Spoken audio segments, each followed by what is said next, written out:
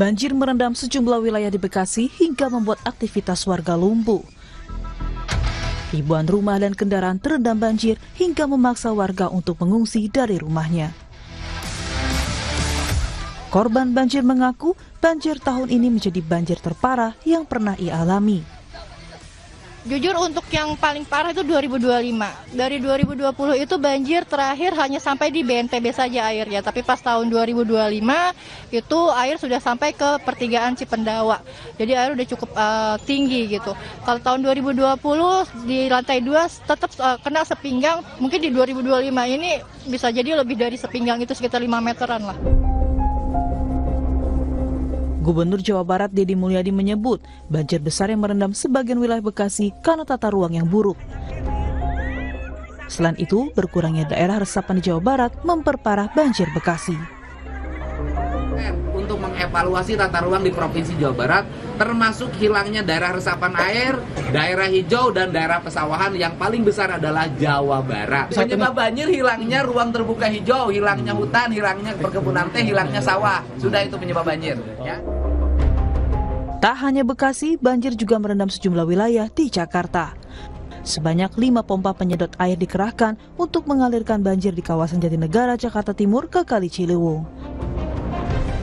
Gubernur Jakarta Pramono Anung menyebut banjir besar yang merendam sejumlah kawasan di Jakarta disebabkan oleh kiriman air dari kawasan lain karena curah hujan di Jakarta cenderung rendah.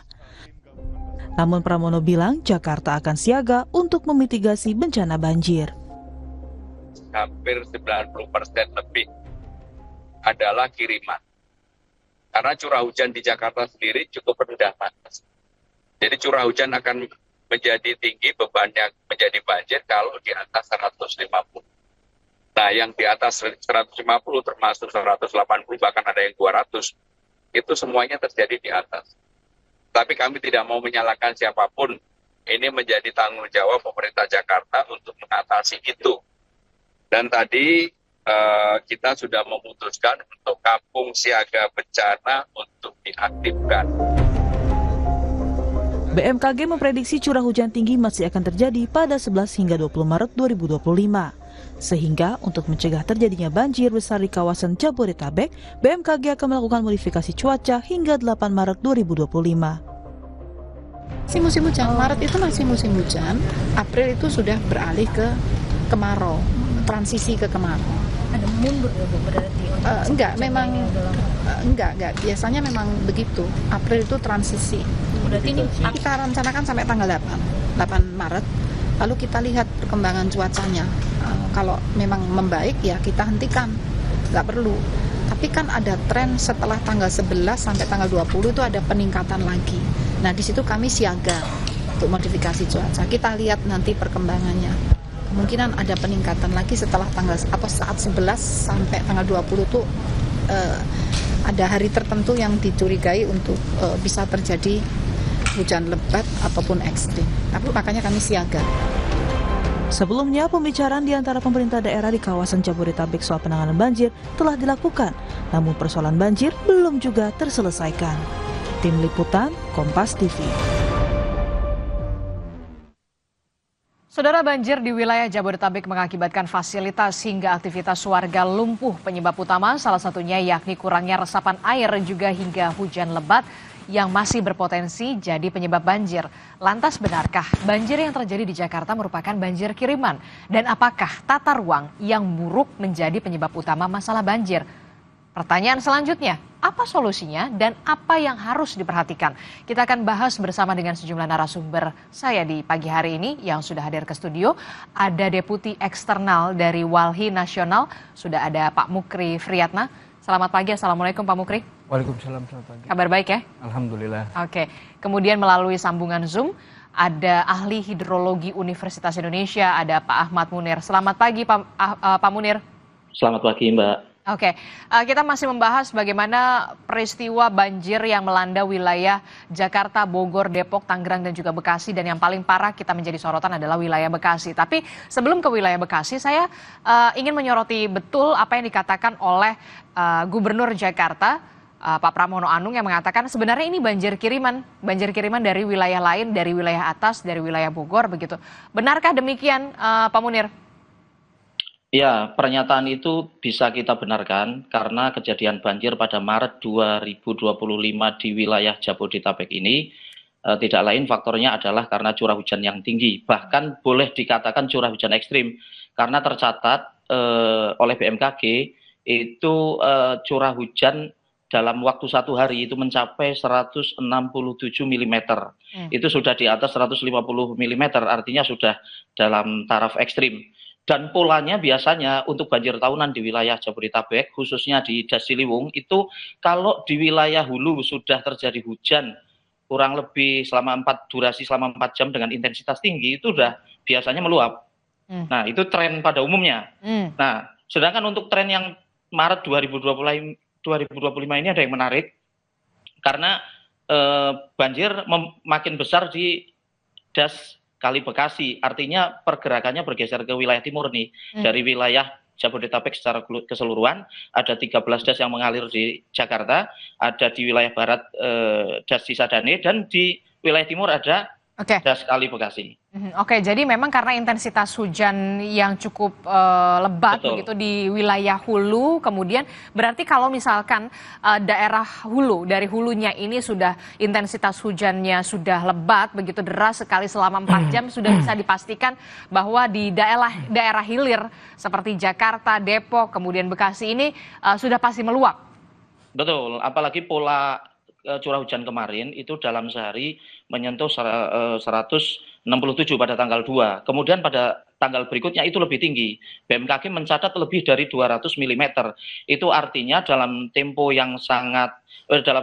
sehari terdapat curah hujan yang sangat tinggi. Itu yang menjadi air limpasan atau menjadi run off yang mengalir di berbagai das di wilayah Jabodetabek. Khususnya di Kali Bekasi itu lebih menarik lagi karena hampir semua titik banjir atau area genangan banjirnya itu berada di bantaran kali. Mulai dari Cilangkap, Tapos, Kota Depok, kemudian ke bawah ada di Villa Nusa Indah, turun lagi ke bawah ada di Pondok Gede Permai, ya itu semuanya ada di bantaran kali hingga di dari Bekasi Selatan sampai Bekasi Utara. Ini yang perlu kita catat dengan sangat serius, bahwa kondisi banjir ini tidak lain adalah banjir kiriman atau banjir luapan. Ya, kenapa bisa kita katakan begitu? Karena jelas kejadiannya muncul di wilayah-wilayah bantaran kali atau bantaran sungai. Itu khusus di Kali Bekasi. Sedangkan yang terjadi di Jakarta, khususnya di Kampung Pulo, Kampung Melayu, Jatinegara, itu udah tren tahunan itu. Kita sudah tidak bisa mengelak bahwa kalau tidak dilakukan normalisasi, sudah otomatis badan air akan mengalami sedimentasi dan kemudian debit air akan meluap, maka muncul banjir yang kita sebut banjir tahunan atau banjir kiriman dari atas begitu. Oke, jadi bisa dikatakan ini merupakan banjir kiriman dari wilayah hulu begitu ya, kemudian yang diterima ke wilayah hilir begitu. Nah, ada yang menarik begitu. Tadi Anda sebutkan ini trennya mulai dari Kali Cikeas begitu ya, kemudian ke Villa Nusa Indah, kemudian ke Bekasi begitu ya. Apa yang berbeda begitu? Apakah ada sedimentasi yang berubah di sana, atau kemudian daerah aliran sungai yang kemudian juga sudah dipadati, sekitarnya kanan kiri sudah dipadati oleh permukiman penduduk, atau seperti apa kemudian yang menyebabkan air ini mengalir tersendat begitu dan akhirnya meluap? Betul sekali, Mbak. Nah, dalam sistem das itu kita biasanya mengenal ada 3 wilayah ya, atau 3 area, hulu, tengah, dan hilir. Nah, kalau das yang sehat kita bisa lihat dengan ciri di wilayah hulu itu 70% berupa tutupan vegetasi, sedangkan di wilayah tengah itu harusnya 50-50. Di wilayah hilir biasanya kebalikan, 70%-nya adalah lahan terbangun, 30%-nya itu ruang terbuka hijau. Itu kondisi ideal yang kita harapkan. Akan tetapi khusus das Kali Bekasi ini kondisinya tahun 2013 saja itu sudah rasionya yang terbangun dengan tidak terbangun itu sudah 60-40. Ya, 60%, 40%. Jadi yang tidak terbangun di 60, mulai dari hulu, tengah, hilir di rata-rata sudah begitu. Itu tahun 2013. Bayangkan, sekarang udah tahun 2025, sudah 1 dasawarsa lebih, 10 tahun lebih kan. Nah, itu selama 10 tahun itu terjadi perubahan alih fungsi lahan yang semula tutupan vegetasi berkembang menjadi area pemukiman, dan mayoritas yang berubah itu rata-rata di wilayah bantaran kali. Nah, ini yang menjadi penyebab kenapa kemudian intensitas banjirnya menjadi semakin membesar dari tahun ke tahun, dan kita prediksi juga makin ke depan akan makin besar. Nah, yang tentu menjadi perhatian kita yang kedua adalah sedimentasi yang terakumulasi secara kontinu di Das Kali Bekasi ini khususnya ya. Tentunya kita ketahui di kemudian Citerep, ya kan, kemudian Kelapa Nunggal, Cilengsi, lari ke arah Bekasi itu kita bisa amati secara detail bagaimana pola perubahan penggunaan lahannya di sana. Alih fungsi lahannya berkembang sangat pesat dari tutupan lahan vegetasi ke lahan terbangun. Itu saya kira yang menjadi faktor kedua yang menyebabkan banjir menjadi semakin besar di Das Kali Bekasi, khususnya di area-area bantaran kali yang sekarang berkembang menjadi area pemukiman. Oke, jadi inilah yang kemudian memperparah banjir yang kita lihat hari ini, kita lihat kemarin-kemarin begitu ya, 2 hari yang lalu di Kali Bekasi begitu ya, di wilayah Bekasi Jawa Barat, Pondok Gede Permai. Ternyata menurut Anda daerah aliran sungai ini yang seharusnya dipenuhi dengan vegetasi begitu justru berubah fungsi menjadi permukiman begitu ya. Yes, Anda setuju dengan ini? Apa sebenarnya yang terjadi demikian? Karena memang alih fungsi lahan ini dari yang harusnya vegetasi sebelah kanan sebelah kiri aliran sungai ini, tapi kemudian sekarang sudah jadi permukiman penduduk. Ya, jadi kalau saya mau jelaskan ya, kalau kita bicaranya puncaknya dulu, Bogor. Bogor itu kita bagi 3. Kalau bagian timur yang dasnya sebagian mengalir ke Bekasi dan Kerawang itu ada di perbatasan antara Cikalong Cianjur dengan Bogor di daerah Sanggabuana. Di situ kalau kita mau lihat itu banyak sudah perbukitan yang dibabat, dipangkas, siang malam diambilin materialnya. Boleh kalau kita mulai dari Jonggol tuh ya, terus ke Cilengsi naik ke atas, persis perbatasan Cikalong itu bubar kanan kiri. Belum lagi di badan sungainya, ditambang tiap hari. Tiap hari bisa saya pastikan. Alhamdulillah saya 2 tahun bolak-balik sana ya. Saat itu kemudian kalau kita lihat ke bagian barat, mulai dari Ciseeng sampai ke arah Jasinga yang nanti larinya ke Cisadane, kalau misalnya ada wilayah Tangerang banjir juga mengalami hal serupa. Banyak pertambangan dan juga perkebunan sawit. Bagaimana dengan yang di tengah? Di tengah inilah yang kemudian aliran airnya itu lari ke Das Ciliwung. Di situ bagian Ciawi gitu ya. Daerah yang tadi dibangun untuk Sungai Cibares yang untuk menampung dam baru ini ya. Lokasinya kalau bagian tengah itu rata-rata HGU yang nggak ada vegetasinya itu jenisnya alang-alang, boleh diperiksa gitu di sana itu banyak sekali. Jadi tipologi ini antara yang Bogor bagian barat, tengah dengan timur. Kalau barat dan timur itu hajur gara-gara pembangkasan bukit gitu ya. Kalau bagian tengah itu lahannya tanpa vegetasi kecuali vegetasi yang bernama alang-alang. Seharusnya di situ apa? HGU Vegetasinya? Ya mestinya kan dia apa ya? Tanam tumbuh yang lain lah, pepohonan gitu supaya ada daerah serapan juga. Kalau ini enggak, hanya alang-alang. Alang-alang bisa dipastikan tuh luas sekali tempatnya dan kebanyakan pemiliknya orang yang ada di punya orang Jakarta. Nah, bagaimana kemudian bagian tengahnya? Kalau selama ini kita sih pengen meluruskan ya. Ada curah hujan misalnya tinggi, ya sekarang ini bisa terbantahkan. Mari kita periksa tentang jejak digitalnya. Jakarta itu di bawah 50 pun bisa kebanjiran. Jadi bukan lagi kita mempersoalkan besar atau kecilnya soal intensitas hujannya ya, frekuensi dan volumenya. Tapi sekarang ini bagaimana kita melihat pada pola pemanfaatan ruangnya itu pada bagian tengah, benar enggak nih kecukupan sebagaimana diatur dalam Undang-Undang Tata Ruang, bahwa 30% kawasan lindung, 30% setiap daerah harus punya 30% berupa kawasan lindung, termasuk 30% dalamnya adalah ruang terbuka hijau. Ada nggak seperti itu? Kenyataannya? Nah, kenyataannya ini kan kalau Jakarta sendiri ya nggak pernah beranjak nih angkanya dari angka 11%. Jauh dari apa yang ditentukan oleh undang-undang. Nah, nggak pernah naik tuh. Nah, susah sekali dia naiknya, susah. Adapun kemudian cara untuk meminimalisir dampak dan risiko banjir ini misalnya bikin sedotan, terus sodetan. Nah sebetulnya sungai itu jangan disodet, karena Tuhan tuh udah pinter lah ngatur kenapa harus bulak belok gitu. Dan jangan disodet, semakin dia disodet memudahkan air, tujuannya kan begitu ya. Padahal nggak begitu, ada irama waktu yang dia kenapa diputar-putar sungai itu. Contoh laut kenapa harus datar, kenapa airnya harus begini. Coba kalau seandainya airnya datar, ini kan asumsinya karena kiriman. Lah kalau kemudian airnya datar, nanti banyak nyamuk karena dia nggak bergerak. Jadi tempat buang sampah apa dan seterusnya. Maksud saya, hal-hal seperti itu yang harus kita kikis gitu ya, harus kita keluarkan. Kita kembali kepada introspeksi sebagai pemerintah. Pertama, terkait dengan hadirnya undang-undang PB, penanggulangan bencana itu kan untuk menjawab 3 hal. Yang satu adalah menjawab tentang kerentanan, yang kedua ancaman, yang ketiga risikonya. Ancamannya seperti apa? Kebijakan yang berisiko juga menghancurkan tata ruang misalnya. Contoh, dibolehkannya sebuah wilayah untuk ditambang atau digerus bukitnya. Asalkan. Padahal dalam tata ruangnya nggak boleh tuh kawasan hijau. Nah itu kan berarti sebuah ancaman. Ini yang mestinya nggak boleh. Kok bisa dapat izin? Nah kebanyakan seperti itu. Kalau kurang yakin saya anter lah. Kalau pengen tahu misalnya di mana tempat-tempatnya ya yang dibubar-bubarin tuh bisa saya unjukin.